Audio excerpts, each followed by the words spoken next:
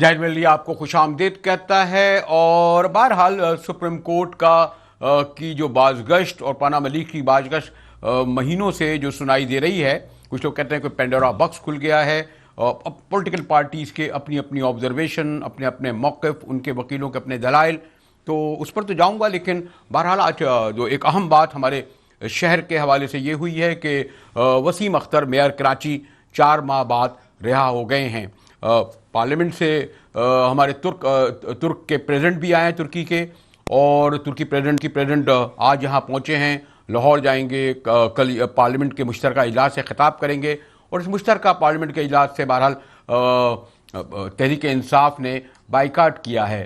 خیر یہ ان کی پارٹی کا موقف ہے، لیکن کچھ یہ بھی سمجھا جاتا ہے کہ ایک ایسے موقع پر بہرحال ایک پڑوسی اور بہت برادر ملک کے پریزیڈنٹ کے پارلیمنٹ کو خطاب کا بائیکاٹ تحریک انصاف کو نہیں کرنا تھا۔ بہت سارے فورم، بہت سارے ایسے میدان ہیں جہاں تحریک انصاف نواز شریف سے اپنے حساب کتاب چکا سکتی ہے، لیکن ذرا میں کوئک چلوں۔ جیسے میں نے کہا کہ کراچی کے حوالے سے بڑی خبر اس لیے ہے کہ وسیم اختر 4 ماہ سے جیل میں تھے، اور جیل کے دوران ہی وہ کراچی کے میئر منتخب ہوئے، اور آج تمام مقدمات سے بری ہو گئے۔ کوئی 39 کے قریب میئر وسیم اختر پر مقدمات تھے۔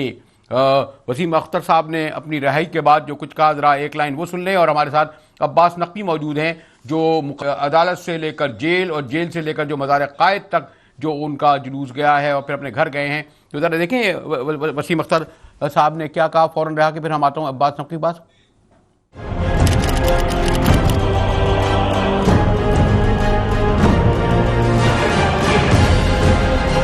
اب صرف ایک ہی ایم ہے کہ کراچی کی عوام نے جو ووٹ ڈالا ہے اس کا پاس کیا جائے۔ آپ نے دیکھا کہ وسیم اختر صاحب نے کہا ہے، اور اب میں نے تو دیکھا کہ وہاں صفائیاں وغیرہ بھی شروع ہو چکی ہیں لوگوں نے۔ یہ عباس یہ بتائیے، آج تمام مقدمات سے یعنی 39 سے سب کے سب میں وسیم اختر ضمانت پر رہا ہو گئے ہیں، یا ابھی بھی کوئی ایسا مقدمہ رہتا ہے جو ابھی ان پہ چلنے پہ باقی ہے جس میں ضمانت نہیں ہو؟ کوئی ابھی رکاوٹ ہے عباس نقوی؟ مجاہد صاحب، مختلف مقدمات میں گریجولی وسیم اختر کی ضمانت ہوتی رہی، جو جلاؤ گراؤ کے تھے۔ جو سب سے عام کیس تھا وہ سہولت کاری کا تھا، یعنی ڈاکٹر عاصم کے ساتھ جو ان پر الزام تھا کہ دہشت گردوں کا انہوں نے ڈاکٹر عاصم کے ہاسپٹل میں علاج کرایا، وہ کیس تھا۔ اس کیس میں آج وسیم اختر کو ضمانت مل گئی ہے، جس کے بعد آج شام وہ رہا ہوئے۔ جو امید کی جا رہی تھی کہ لوگوں کی بڑی تعداد ان کے استقبال کے لیے پہنچی، بالکل ایسا ہی ہوا۔ بڑی تعداد میں لوگ ایم کیو ایم کے کارکن اور بلدیاتی نمائندے وسیم اختر کے استقبال کے لیے سینٹرل جیل پہنچے، جس کے بعد وسیم اختر کو قافلے کی شکل میں مزار قائد لایا گیا، جہاں وہ انہوں نے مزار پر حاضری دی۔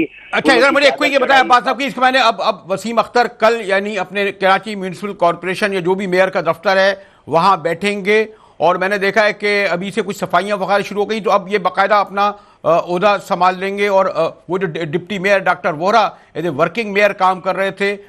جی عباس۔ مجاہد صاحب، آج ہم نے یہ دیکھا کہ وسیم اختر ابھی جیل سے رہا نہیں ہوئے تھے، مگر بلدیاتی نمائندے اور بلدیاتی سیٹ اپ جو کراچی کا ہے اس میں ایسا محسوس ہوا کہ جیسے بجلی بھر گئی ہے۔ بڑی تعداد میں لوگ جو ہے نا بلدیاتی امور سے متعلق وہ سڑکوں پر نظر آئے، سڑکوں پر صفائیاں ہوتی بھی نظر آئیں، لیکن ساتھ ہی ایک گٹر بھی سینٹرل جیل کے سامنے وہ بھی کھلا ہوا تھا اور وہ بہہ بھی رہا تھا۔ لیکن کہا جا سکتا ہے کہ ایک نئی ترنگ آ گئی ہے اس حوالے سے، اگر کہا جائے کہ کراچی کے بلدیاتی امور میں بہتری آئے گی۔ جو ذمہ داریاں ارشد وہرا پر تھی وہ اس سے اب عباس نقوی بھائی، وسیم اختر ٹھیک ہے۔ عباس نقوی ہمیں تھے، اور ابھی بھی ایک بڑا طویل جلوس ان کا نکلا، مزار قائد گئے، اور ان کے گھر پہ بھی بڑا ہے۔ دیکھیں جی، بہرحال میں نے کہا نا کہ کراچی کا جو حال ہے یا سندھ کے شہری علاقوں کا جو بلدیات کا حال ہے، جو گٹر اور یہ ہیں، اب متحدہ قومی موومنٹ کے میئر کسی اور پر ذمہ داری نہیں ڈال سکتے۔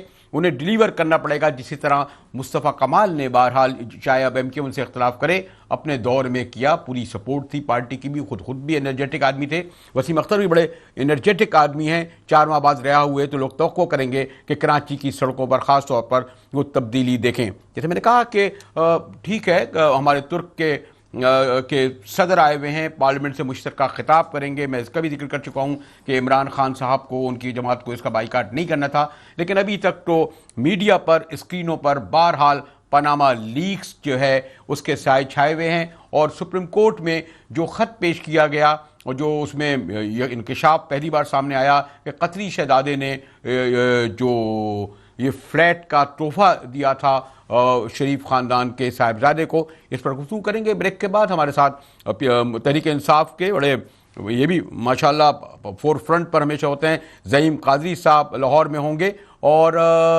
دیکھیں گے ذرا دیگر ماہر قانون سے بھی یہ کس کورٹ کا سپریم کورٹ میں جو چل رہا ہے یہ کہاں تک پہنچے گا، کیا ٹرن لے گا۔ ہمارے ساتھ رہیے گا، ملتے ہیں ایک وقفے کے بعد۔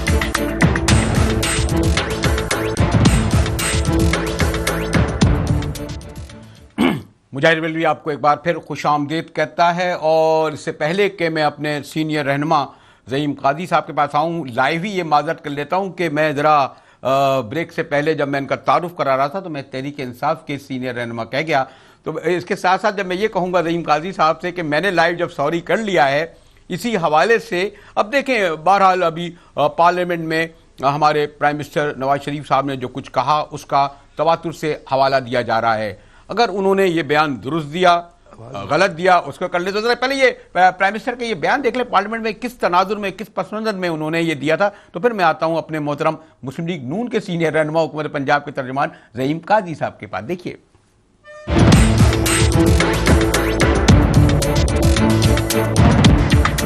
جدہ کی یہ فیکٹری جون 2005 میں اپنی مشینری، وسیع قطع اراضی اور دیگر اثاثوں سمیت تقریباً 64 ملین ریال یعنی 17 ملین ڈالرز میں فروخت ہوئی۔ جناب اسپیکر، دبئی اور جدہ کی فیکٹریوں کے حوالے سے تمام ریکارڈ اور دستاویز موجود ہیں۔ حضور، یہ ہیں وہ ذرائع اور وسائل جن سے لندن کے فلیٹس خریدے گئے۔ جی زعیم قادری بھائی۔ حضور جی حضور یہ تو میں یہ کہہ رہا تھا کہ یہ ایک طرف یہ پارلیمنٹ کا یہ آیا صاحب کا، اور کل سپریم کورٹ میں جی وکیل نے یہ کہا کہ جناب تحفے میں ملا تھا۔ میں چاہتا ہوں آپ بہت تفصیل سے بتائیں، میں بالکل انٹرپٹ نہیں کروں گا، وہ جو عام طور پہ اینکر آزاد کرتے ہیں۔ جی میں بالکل بہت جی آپ میرے ویسے بھی بزرگ ہیں، آپ نے جس طرح بھی آپ حکم کریں گے میں تو اس طرح ہی چلوں گا، کیونکہ بہرحال آپ کا جو وقار اور جو پوڈیم ہے میرے لیے بہت زیادہ جو ہے امپورٹنٹ ہے۔ آپ بزرگ ہیں میرے، میں صرف یہ چند معروضات پیش کروں گا۔ جی ایک تو جو میاں محمد نواز شریف صاحب نے تقریر کی، اس کا 100% ریپلیکا ہے وہ جو کل بیان سپریم کورٹ میں جمع کرایا گیا۔ شروع بات کہاں سے ہوئی؟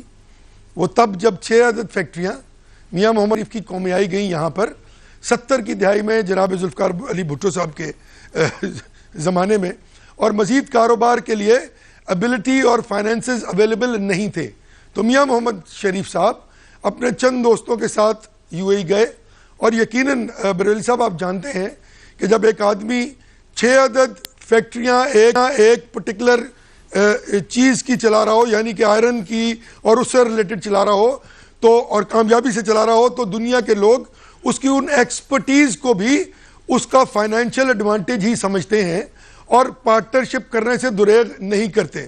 یہ فیکٹری وہاں پر لگائی گئی، اور جو سب سے امپورٹنٹ بات میاں محمد نواز شریف صاحب نے عرض کی اپنی اس تقریر میں جو فلور آف دا ہاؤس کی گئی، کہ پاکستان سے کوئی 1 روپیہ بھی نہیں لے جایا گیا، جو سب سے بڑا کنسرن ہونا چاہیے پاکستانی عوام کا، اور جو سب سے بڑا کنسرن تھا جناب عمران خان کا، کیونکہ وہ یہ کہہ رہے تھے کہ پاکستان سے بہت سی دولت پہلے لوٹی گئی, اس کے بعد وہاں لے کے جائی گئی, جبکہ 1970 کی دہائی میں جب میاں محمد شریف نے وہ فیکٹری لگائی تو نہ تو میاں نواز شریف اور نہ ہی ان کا کوئی رشتہ دار سیاست یا سیاست سے منسلک تھا, یہ بات بڑی واضح ہے.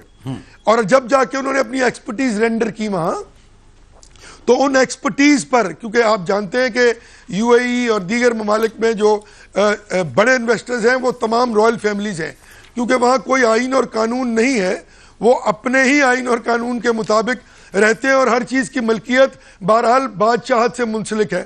اس پہ بھی بحث ہو سکتی ہے فار اور اگینسٹ, لیکن ہمیں اس میں جانا نہیں ہے. جب یہ فیکٹری لگ گئی اور لگنے کے بعد جب یہ بکی تو اس کے جو محاصل تھے وہ یقیناً ڈیوائیڈ ہونے تھے میاں محمد شریف صاحب کے ساتھ اور اس بزنس کے اونر کو, جو جس شہزادے کے والد کا ذکر انہوں نے اپنے خط میں کیا ہے. تو اس سے دو باتیں اور واضح ہو گئیں کہ نہ تو انہوں نے کسی سے قرض لیا, نہ انہوں نے کسی سے پیسے ادھار لیے, نہ ہی کسی کا احسان لیا. انہوں نے اپنے حصے کی ایکسپرٹیز جو فیکٹری چلانے کے لیے ضروری تھی بطور فائنینشیل انوالومنٹ وہاں پر اپنے آپ کو انوالو کیا, تنخواہ لینے کی بجائے پروفٹ شیئرنگ میں آئے اور اس کے ساتھ وہ کاروبار شروع ہوا. اور اس کے بعد ایک فیکٹری جدہ میں لگائی گئی جس سے واضح طور پر یہ ثابت ہوا کہ اس کے محاصل سے ان فلیٹوں کی جو ہے وہ جو خرید کی گئی. تو سب سے بڑا ایشو تینوں جگہ پہ کلیئر ہے کہ کہیں بھی یہ بات ثابت نہیں ہوتی کہ کوئی ایک پیسہ بھی پاکستان سے گیا ہو. تو جو جس کے بارے میں خان صاحب چیخ کے فرما رہے ہیں اور لوگ کہہ رہے ہیں کہ جی منی لانڈرنگ بھی ہو گئی, لیکن ذہیم بھائی اصل بات یہ ہوئی کہ جو ایک بڑے معتبر اخبار نے لکھا ہے نا کہ Qatari letter change P M stance on London properties, بڑی تفصیل سے لکھا ہے کیونکہ جو قطری شہزادہ جو آیا ہے اس کا پہلے میرے خیال ہے اس طرح ذکر نہیں ہوا, اور یہ کہتے ہیں کہ جی انہوں نے تحفے میں یہ فلیٹ دیے تھے, اس لیے ابہام پیدا ہوا, کنفیوژن پیدا ہوا. اب جو بات آپ کہہ رہے ہیں ہو سکتا ہے وہ بھی درست ہو, لیکن یہ جو تحفے والا ہے, یہ جو کہا ہے کہ جو اور فلیٹ نمبر 16, 16A, 17, 17A, ان چاروں فلیٹوں کو تحفے میں دیا ہے اور خیر 1 کروڑ 20 لاکھ, یہ ابہام پیدا اس سے ہوا ہے. ذہیم بھائی میں صاف کر دیتا ہوں کہ دیکھیں اس خط میں کہیں بھی یہ ذکر نہیں ہے کہ تحفے میں فلیٹ دیے گئے ہیں. یہ فلیٹ ان کی ملکیت تھے. وہ محاصل جو میاں جناب حسین نواز کو اپنے دادا سے ورثے میں ملے تھے, ان محاصل کے عوض ان فلیٹس کو ان کو دے دیا گیا, جو خط میں واضح طور پہ لکھا ہوا ہے. آپ پڑھ لینا اس کو ذرا دوبارہ لائن بائی لائن. تو کہیں تحفے کا ذکر ہے ہی نہیں. یہ کاروباری ارینجمنٹ ہوا ہوگا کہ میرے اور آپ کے درمیان ایک آربیٹریشن ہو جائے جس میں میری عوض نکلنے والی رقم کو آپ وہ فلیٹ, کیونکہ یہ دونوں خاندان 1970-75 کی دہائی سے جب یہ بالکل ان سے سب کچھ چھین لیا گیا تھا اور یہ دبئی گئے تھے, تب سے کاروباری شراکت میں منسلک ہیں. اور انہوں نے بھی یہ خط میں لکھا ہے کہ میرے والد کا ایک کاروباری شراکت دار میاں محمد شریف, جس کو مجھے علم ہے کہ ان کے ساتھ اس شراکت میں یہ گئے تھے, اور وہ جب ڈیریویٹیوز آئے تو وہ حسین نواز کو ٹرانسفر ہو گئے اس فلیٹ کی صورت میں جو لندن میں تھے, جو ان کی ملکیت تھے. تو مجھے سمجھ نہیں آ رہی کہ یا تو آپ نہیں, بہت سارے لوگ کچھ اینکر دوست ہمارے اسٹیٹ پہ, اب کہا گیا کہ جی حسین نواز نے کہا ہے کہ جی ہم نے کسی سے قرضہ نہیں لیا. تو نہیں لیا قرضہ بھائی, انہوں نے تو کاروبار کیا ہے, کاروبار قرضہ تو نہیں ہوتا. آپ اپنے حصے کا کام ایز پروفیشنل کرتے ہیں.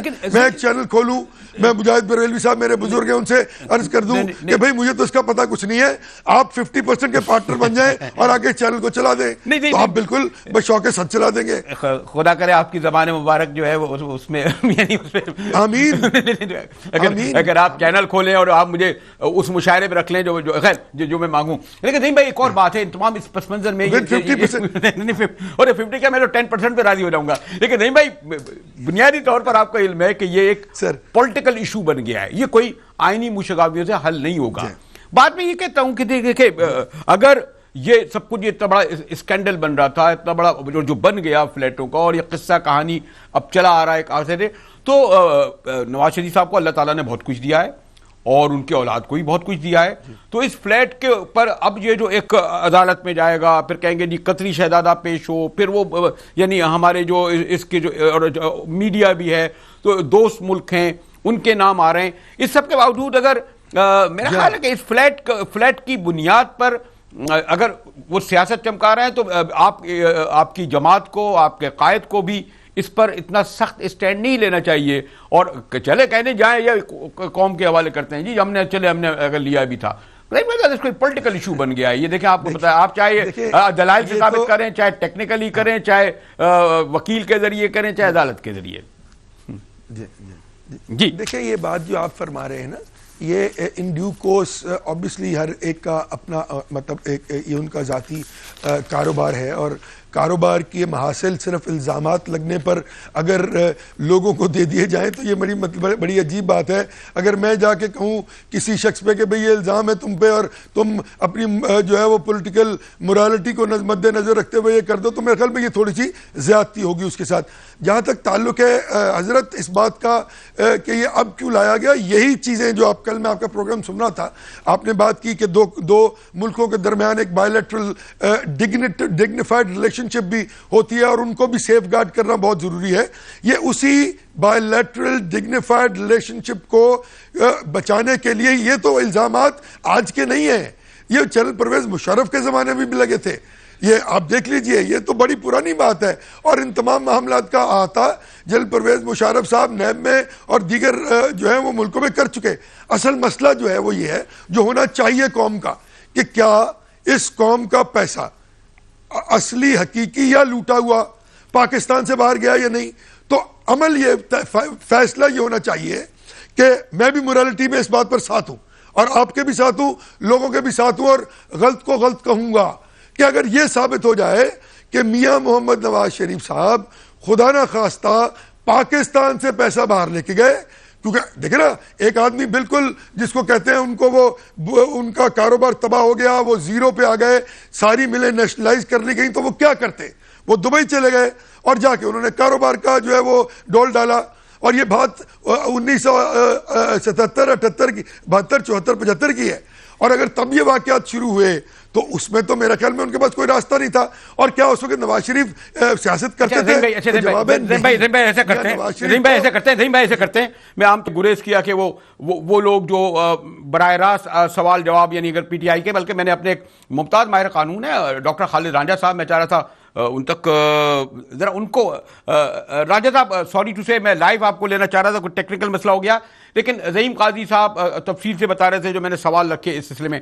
آپ کیا کہتے ہیں, یہ جو سپریم کورٹ میں ایک ہمارے شیخ صاحب ایک قطری شہزادے کا لیٹر لے کر آ گئے, تو اس سے اس کیس کی نوعیت کچھ چینج ہو گئی, ایک نیا رخ آیا, کیا کہتے ہیں آپ؟ مجھے علم ہے کہ آپ سیاست سے ہٹ کر قانون اور منطقی دلائل کو زیادہ پیش نظر رکھتے ہیں. کہ اس لیٹر کے پہلی بات تو یہ ہوگی کہ اس کی ایڈمیسیبلٹی کیا ہے. اچھا, یہ لیٹر جو لکھا گیا ہے اگر یہ ایڈمیسیبل نہیں ہے تو it's just rough piece of paper. اگلی بات اس کی اوتھینٹسٹی کیا ہے, اور تیسری بات یہ کہ جو لکھنے والا ہے اس کی جو اپنی ساخت ہے وہ کیا ہے, کیا اس وقت بالغ تھے نہیں تھے, کیا کاروبار میں تھے نہیں تھے, کیا ان کا ذاتی علم ہے کہ نہیں ہے, یا یہ ہیر سے ہے. تو اگر ہیر سے ہے تو اٹس ناٹ ایڈمیسیبل ایٹ آل. نہیں تو اس خط کے میں سمجھ اس خط سے کوئی آپ آگے ایڈوانس کرتے ہیں, بلکہ زیادہ شکوک و شبہات ڈال رہے ہیں میاں صاحب کے اوپر. نہیں, یہ ایک سینئر آپ کے لائر, آپ کے دوست ہمارے کلام شیخ صاحب نے یہ خط پیش کیا, اور وہ یعنی اس میں کہتے ہیں کہ جی, بلکہ جب آپ کو علم ہے کہ آپ نے فالو بھی کیا ہوگا, جج صاحب نے کہا کہ کیا انہیں ہم اگر طلب کریں گے, تو انہوں نے فوری طور پر جواب نہیں دیا, لیکن بعد میں یہ آیا کہ نہیں, قطر کے شیخ نے کہا جی میں عدالت میں حاضر بھی ہو جاؤں گا, کیونکہ آپ کو معلوم ہے کہ میمو گیٹ میں ویڈیو پہ لے آیا جا چکا ہے نا, منصور اعجاز یا منظور اعجاز کسی کو جب یہ آیا تھا اس طرح. لیکن اس سے بڑے حالات خراب نہیں ہو جائیں گے؟ میں ان سے یہی کہہ رہا تھا زعیم قادری سے کہ سیاسی معاملہ پڑوسی ملک آئے گا. جی, جب وہ آئیں گے تو اس سوال کا جواب دیں گے کہ انہیں یہ جو بات لکھی ہے ایسا کیسے علم ہوا. اگر یہ بات سنی سنائی ہے تو اس کا کوئی معنی نہیں ہے, unless he is a witness himself کہ میں نے روبرو یہ پیسے دیے گئے تھے, پھر تو بات درست ہے نا. تو اگر وہ یہ شہادت نہیں دے سکتے تو پھر وہ شاہد کس بات کے ہیں؟ اچھا ایک بات کوئک میں میرا بریک جانا پڑا کہ زعیم قادری کہتے ہیں کہ نہیں پاکستان سے تو کوئی پیسہ باہر نہیں گیا نا، ان کے میاں صاحب پر جب یہاں بھٹو صاحب کے دور میں تمام ذرائع بند کر دیے گئے، کاروبار بند کر دیا گیا، تو پھر وہاں گئے، انہوں نے اپنی ٹیکنیک سے ان کو ہیلپ کیا، اور یہ کہتے ہیں وہاں پر اگر انہوں نے یہاں کا کوئی پیسہ ہی نہیں گیا باہر سے نا جو جی یہ ہے کہ پرزمپشن ہے کہ اگر وہ باہر سے نہیں آئے تو پھر یہاں سے گئے ہیں. اگر باہر والی بات درست ثابت نہیں ہوتی، پروو نہیں ہوتی، تو پھر پرزمپشن یہی ہوگی کہ ہاں جی اور سورس کیا ہو سکتی ہے، اور یا ہنڈی ہے یا بدلیا بینک ہوتی، دونوں نہیں ہے. قاضی صاحب آپ نے سنا ہمارے رانجھا صاحب کی بات، یہ انہوں نے خود کچھ سوال اٹھائے زعیم قاضی صاحب. میں تمام باتوں کا جواب پیش کروں گا ان کی خدمت میں. جی بتائیے قاضی صاحب. نمبر ون، ایک تو رانجھا صاحب میرے سینئر بھی ہیں اور is a very well renowned lawyer. جہاں تک تعلق ہے شہزادے کا، تو انہوں نے خط میں یہ لکھا کہ مجھے یہ علم ہے، میں اپنے والد اپنے باپ کا ذکر کیا، تو جب باپ کا ذکر آ جائے تو اور وہ باپ دنیا میں نہ ہو تو اونس بیٹے پر آ جاتا ہے آٹومیٹکلی، وہ پری ڈیسیسر ان انٹرسٹ کہا جاتا ہے. جو اسٹوڈنٹس پڑھاتی ہے، میں نے پڑھی اور رانجھا صاحب سے بھی پڑھتا رہا ہوں. عرض یہ ہے کہ پری ڈیسیسر ان انٹرسٹ جب یہ اونس قبول کر لے کہ میرے والد نے یہ چیز کی تھی، تو وہ میرے خیال میں اس میں ایتھینٹسٹی خود بخود پیدا ہو جاتی. ٹو، وہ یہ کہہ رہے ہیں کہ ہم نے وہ کاروباری شراکت جو میاں شریف سے 70 کی دہائی میں کی تھی، اس کے بارے میں میرے والد نے، جو کہ obviously جن کا میں بیٹا ہوں، یہ مجھے بتایا اور مجھے اس بات کا علم ہے کہ میرے والد نے یہ سب کچھ کیا. سو پری ڈیسیسر ان انٹرسٹ جو ہوتا ہے اس کا ایک سینکٹیٹی اپنی جگہ پر موجود ہوتی ہے. شاید میں غلط کہہ رہا ہوں کیونکہ رانجھا صاحب تو اساتذہ میں سے ہیں، میں ان سے زبان نہیں لڑا سکتا. ٹو، جہاں تک تعلق ہے پیسوں کے جانے کا، یہ درست فرمایا کہ دو ہی طریقے ہیں، ایک ہنڈی کا اور دوسرا بینک ٹرانزیکشن کا. تو کیا onus of proof bank transaction, ہم تو کہہ رہے ہیں کہ پاکستان سے نہیں گئے. اگر پاکستان سے نہیں گئے تو یقیناً بینک ٹرانزیکشن یا ہنڈی کے ذریعے جس طرح آپ فرما رہے ہیں نہیں گئے ہوں گے. اور اگر کوئی یہ شخص کہہ رہا ہے that somebody is saying that you are guilty, but what I think is I am innocent until proven guilty.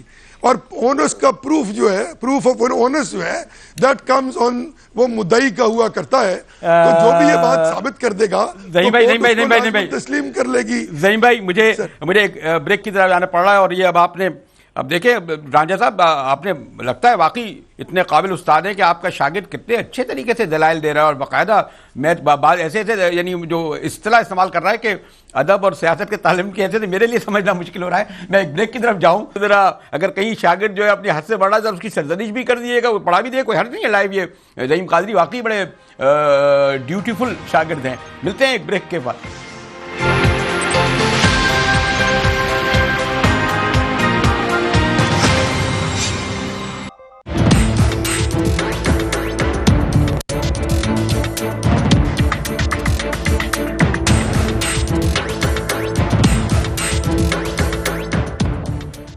مجاہد ویلوی ایک بار پھر آپ کے سامنے حاضر ہے. مسلم لیگ نون کے سینئر رہنما محترم زعیم قاضی صاحب موجود ہیں، اور پھر ممتاز ماہر قانون ڈاکٹر خالد رانجھا صاحب ہیں. اور بریک سے پہلے جہاں زعیم قاضی صاحب نے اپنی گفتگو ختم کی تھی، میں رانجھا صاحب آپ نے یقیناً سنا ہوگا، اور خیر میں دوسرے سوال کی طرف بعد میں آؤں گا. ذرا جو وضاحت فرما رہے تھے ہمارے ترجمان مسلم لیگ نون، کیا کہیں گے رانجھا صاحب؟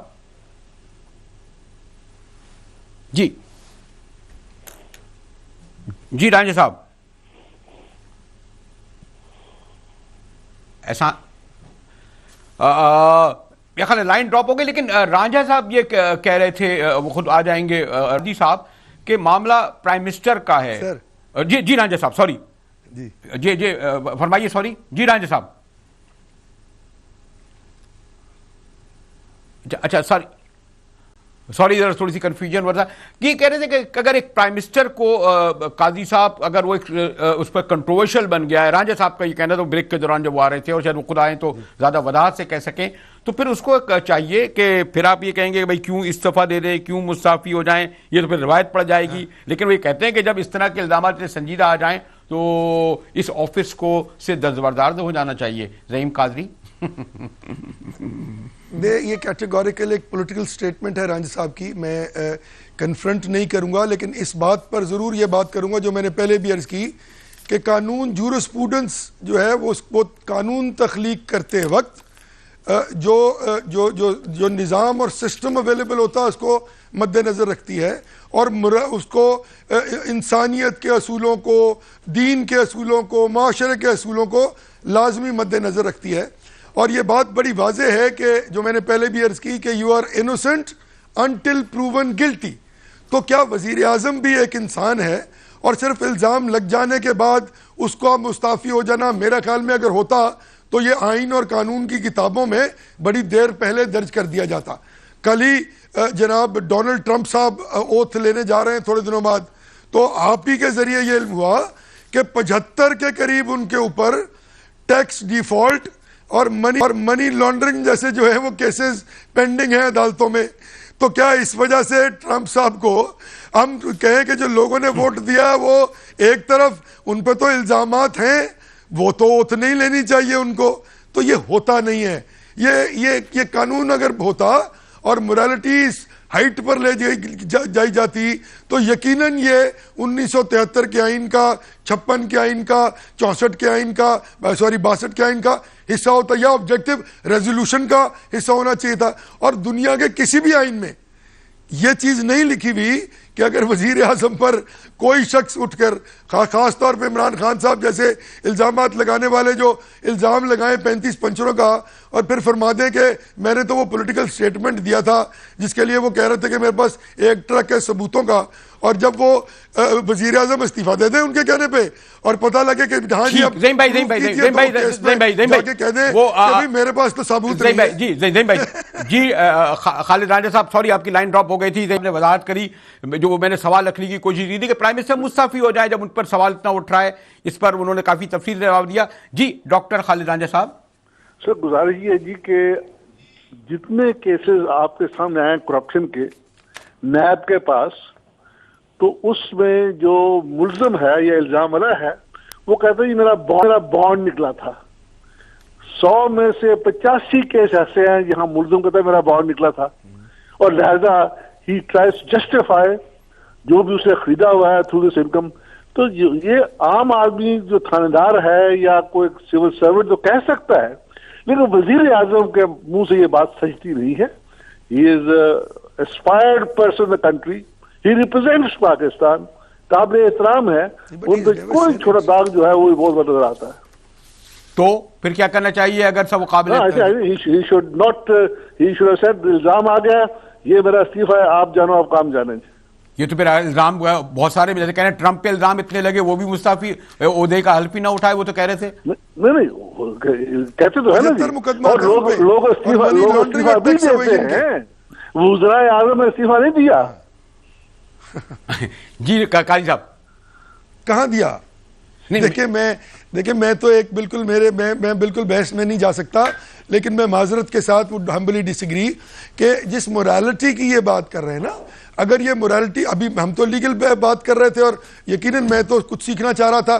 میں نے جو معروضات رکھی وہ اپنی جو میں نے پڑھا ہے قانون کی کتابوں میں, اس پہ میں نے چند معروضات پیش کی.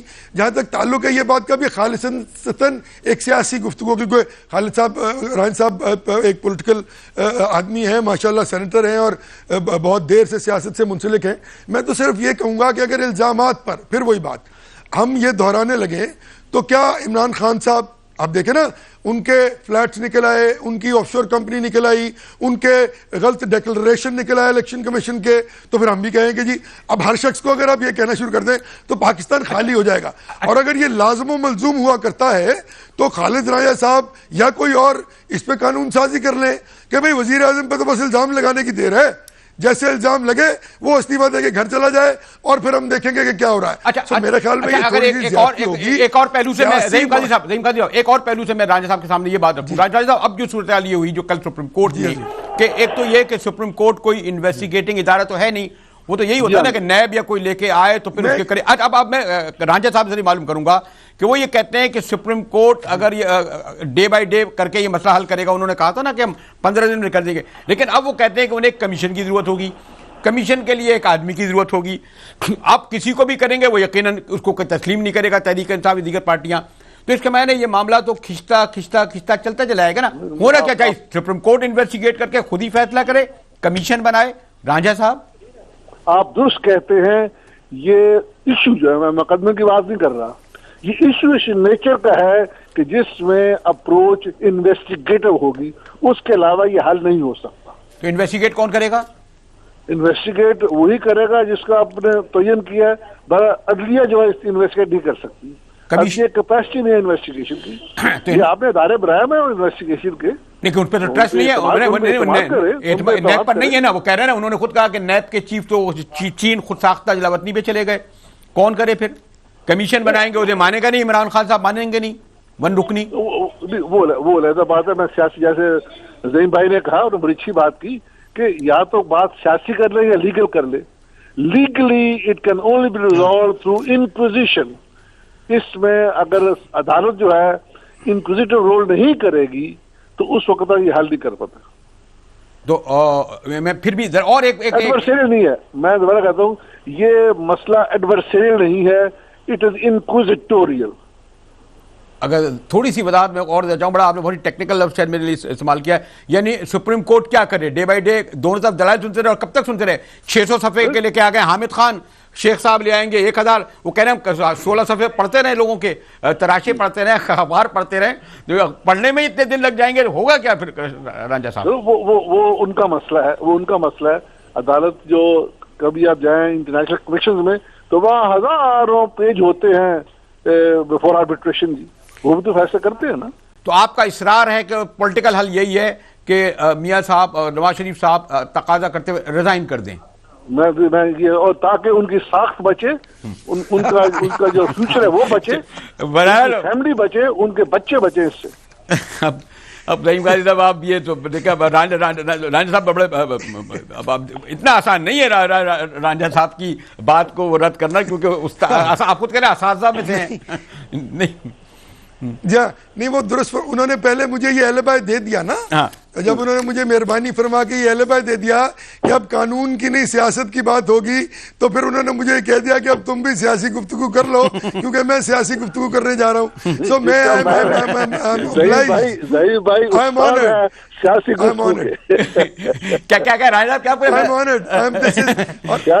میرے لیے بہت بڑا اعزاز ہے, اسی لیے کہہ رہے ہیں منطق کی بات بہت اچھی کرتے ہیں.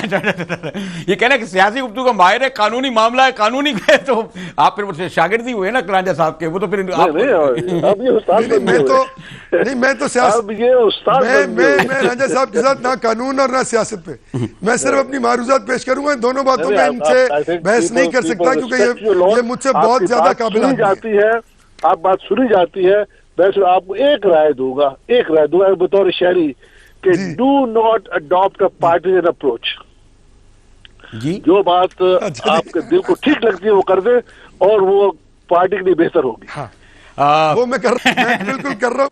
پارٹی کے لیے یہ کرنا ہے کہ پارٹی کے قائد کو وہ کہنا ہے کہ جی ان کے وہ کیوں مستعفی ہوں. ہمارے ساتھ رہیے گا, ملتے ہیں ایک بریک کے بعد.